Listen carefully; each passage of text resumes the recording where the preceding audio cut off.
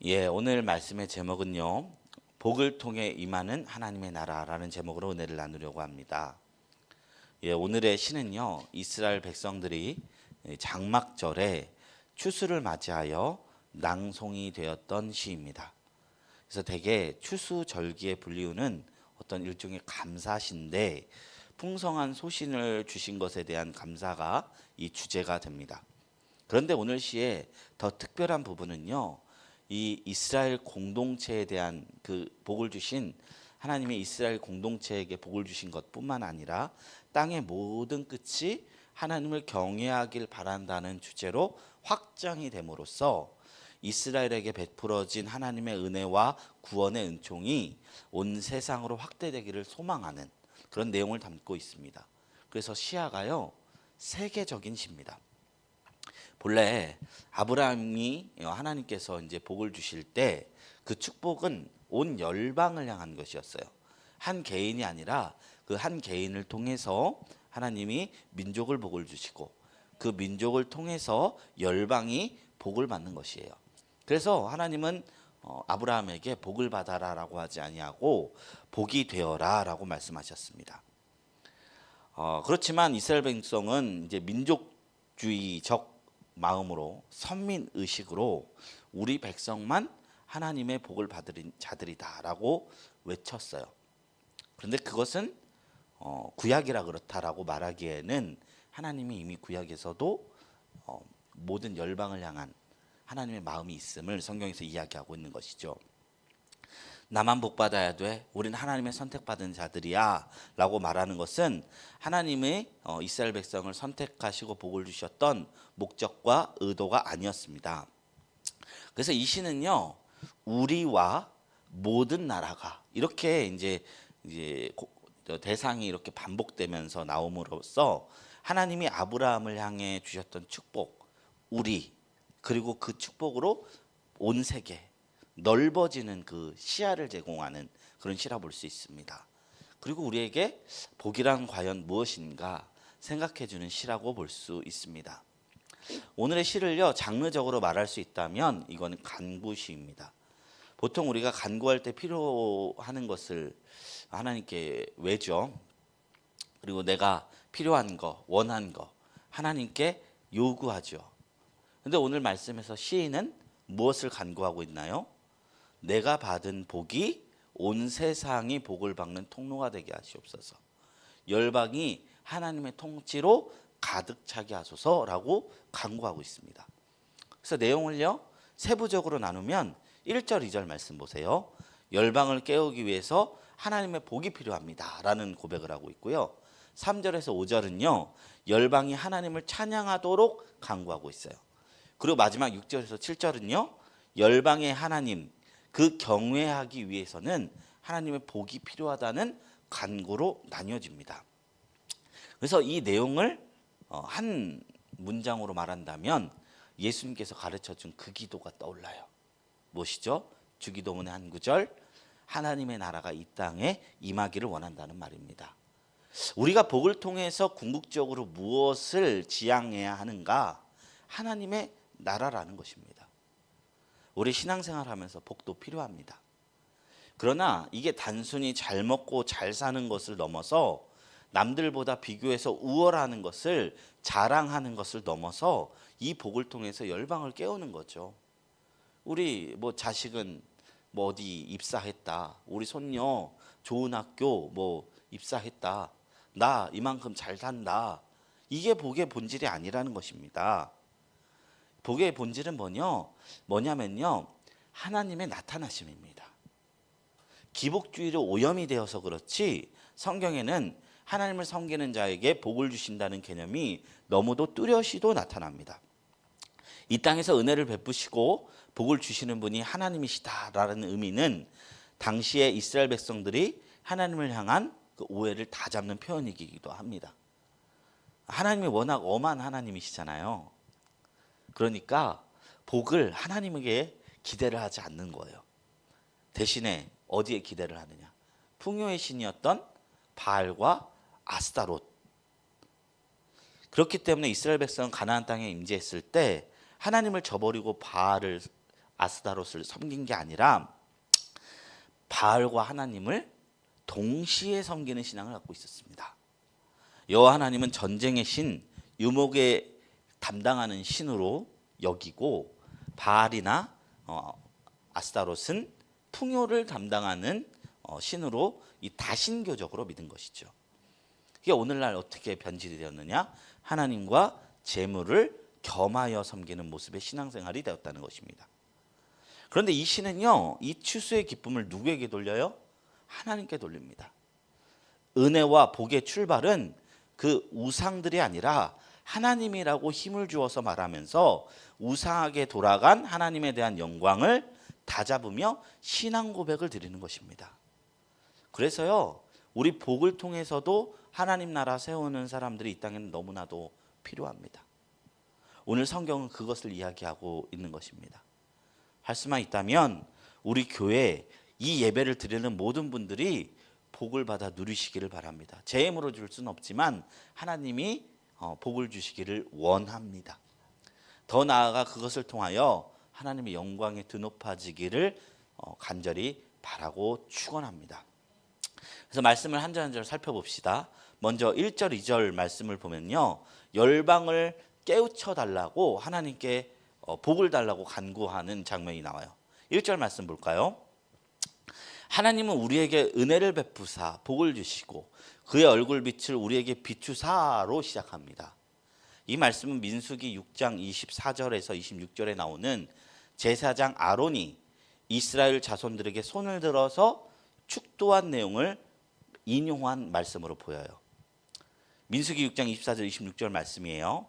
여호와는 내게 복을 주시고 너를 지키시기를 원하며 여호와는 그의 얼굴을 내게 비추사 은혜 베푸시기를 원하며 여호와는 그 얼굴을 내게로 향하여 드사 평강 주시기를 원하노라 할지니라 하라.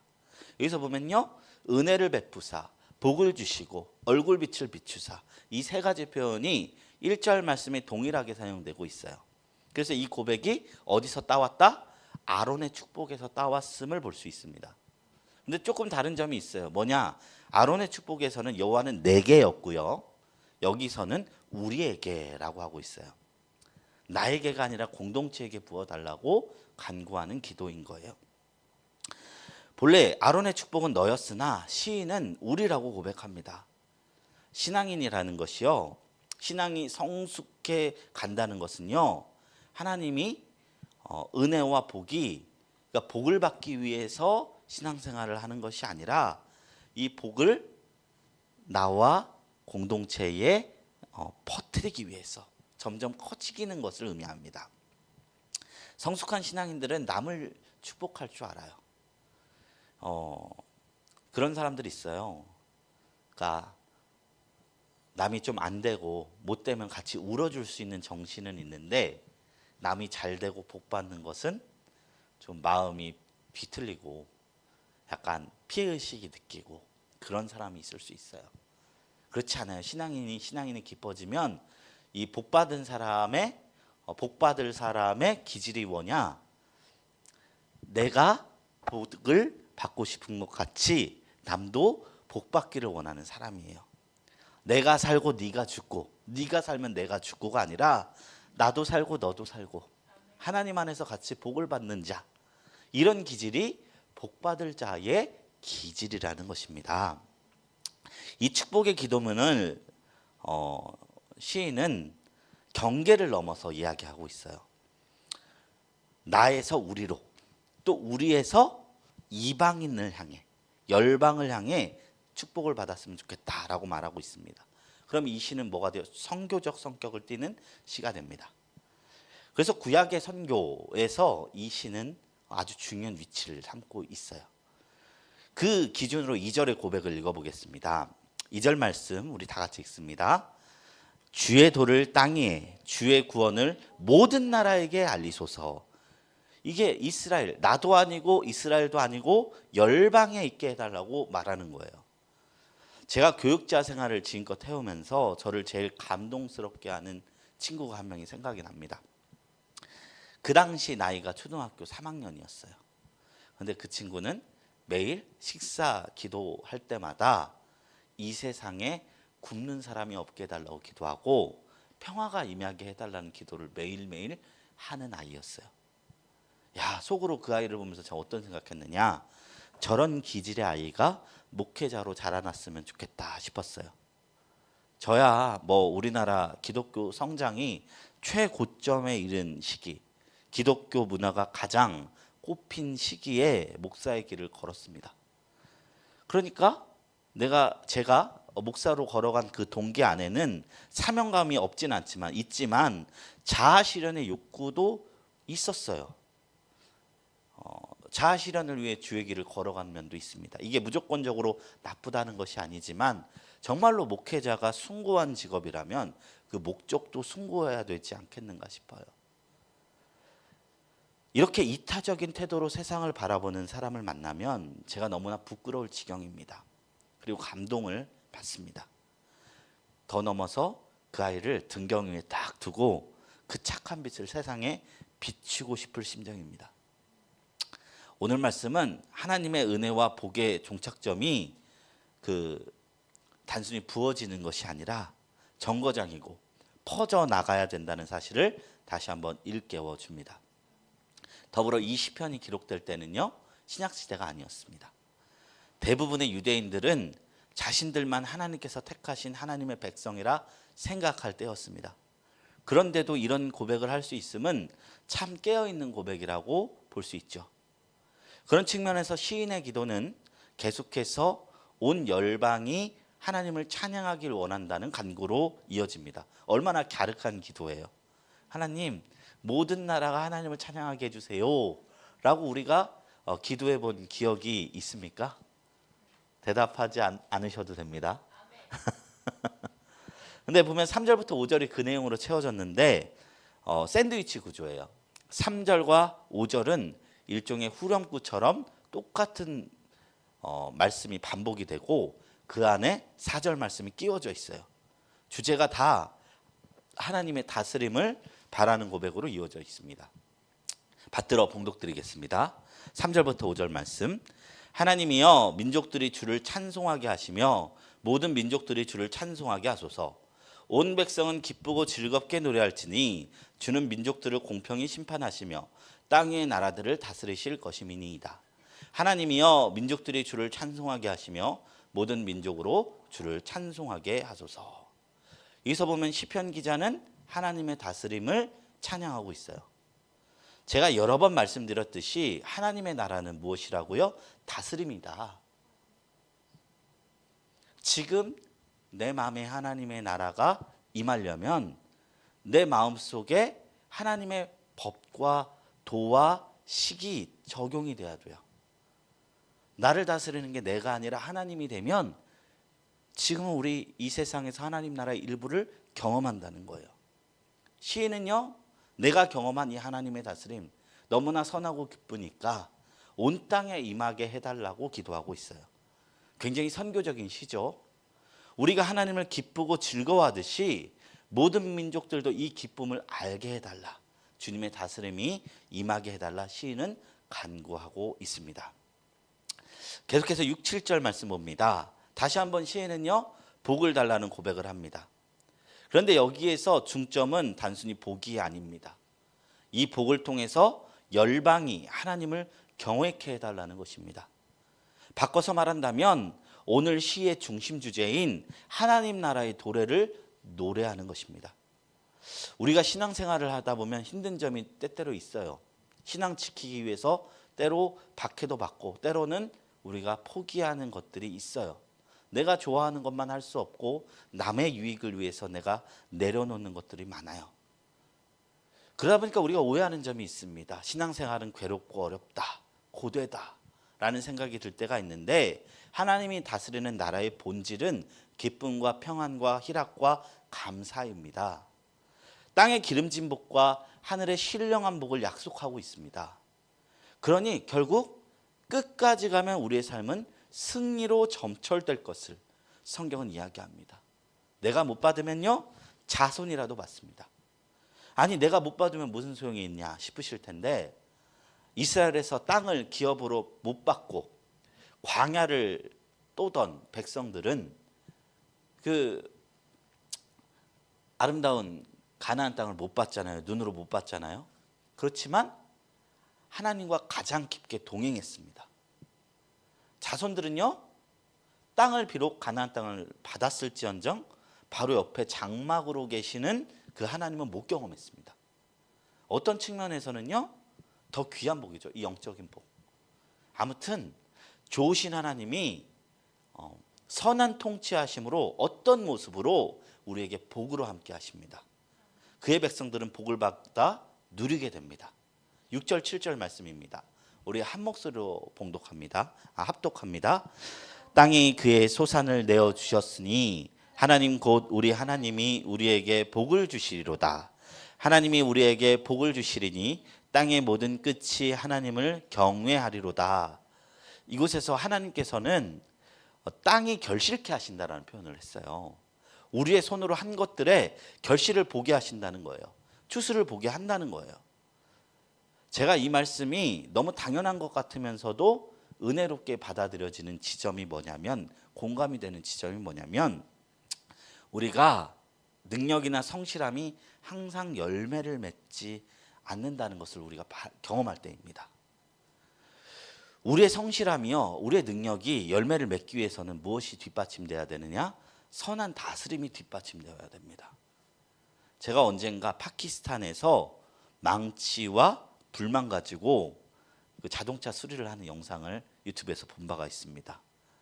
망치와 불 그리고 쇳덩어리 가지고 부서진 바퀴 힐을 만들고 자동차를 프레임을 만들어내더라고요.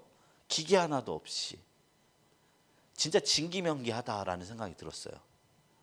우리나라는요, 부품이 단종되면 더 이상 카센터에서 차를 고칠 수가 없습니다. 근데 여기는 그냥 쇳덩어리로 없는 부품을 만들어서 제작해서 갈아요. 기술적 측면으로 보면 어지간한 선진국의 기술자보다 능력이 더 위라는 거예요. 기계도 없는데 사람의 기술로만 다 고치고 다 만들어내는 것을 보면서 참 이 사람들 능력적으로 보면 어디 내놔도 손색이 없는 사람들이다. 그런데 파키스탄의 1인당 그 소득률은요, 우리나라의 30분의 1입니다. 그 능력으로도 그들은 결실하지 못합니다. 왜냐? 정치가 바르지 않기 때문입니다. 그 나라의 문맹률이 60%에 이르는데요.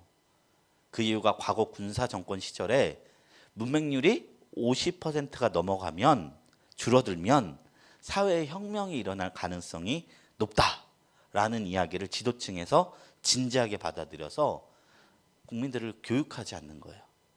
해외에서 지원되는 원조를 사람들을 먹이는데도 사용하지 않고 자신들의 권력을 지지할 군대 양성에만 사용했습니다. 또 치안이 너무 나쁘기로 유명해요. 부패와 무능이 심각하고 뇌물이 일상이랍니다. 한겨레 신문 21년 6월 15일자 신문에 파키스탄 경찰관들이 자신들에게 햄버거를 공짜로 주지 않는다는 이유로 패스트푸드점의 직원 19명을 체포하여 구금한 사건을 기술하였더라고요. 마피아가 군벌과 손을 잡고 마약을 유통하는 이야기를 기술했더라고요. 그런 환경 속에서 능력과 재능이 꽃피우겠습니까? 그렇지 못한다는 거예요. 하나님은요, 우리에게 선한 다스림을 허락하셔서 우리의 수고의 열매로 갚아주십니다. 추수에 결실한다는 것은 그런 의미입니다. 신앙 안에 있는 자들은 하나님이 내 때가 아니라면 내 다음 때라도 결실을 맺게 하는 축복을 주신다. 이것이 성경의 약속입니다. 시인은 이 모든 것 위에 오늘 중심 주제인 마지막 절 말씀을 하고 오늘 시를 마무리합니다. 7절 말씀이에요. 하나님이 우리에게 복을 주시리니 땅의 모든 끝이 하나님을 경외하리로다. 사랑하는 성도 여러분, 하나님을 믿음으로 복받는 가정을 꿈꾸시기를 축원합니다. 결국에는 신앙이 성도들을 복의 자리, 영광의 자리로 이끕니다. 부작용도 있어요. 물론 복을 추구하는 신앙. 그렇지만 지난 세기에 우리 한국교회 성장한 원동력이 거기에 있었고요. 복이 하나님 통치 앞에 놓여서 항상 문제가 된 것입니다. 우리가 부유해지면 하나님을 잊는다고 성경에서 이야기하죠. 그런 문제가 아니면 하나님 주신 모든 것은 선함에 감사함으로 받으면 버릴 것이 없습니다. 오늘 말씀 앞에 순수한 마음으로 성도님들이 저는 복을 받기를 원합니다. 그리고 그 복을 통해서 사람들에게 하나님의 영광을 드높이게 되기를 주님의 이름으로 축원합니다. 우리 찬송하셨듯이 우리 복의 근원 강림하십니다. 우리의 삶 속에 임재하십니다. 하나님 앞에 오늘은 한번 주님이 허락하신 그 복을 우리가 누리게 하여 주시옵소서. 단지 누리는 것뿐 아니라 이 복을 통해서 하나님 영광 드러나게 하시고 열방에 하나님이 하나님 되시는 것을 고백하게 하여 주시옵소서. 우리 다 같이 이것을 위해서 통성으로 기도합니다. 거룩하신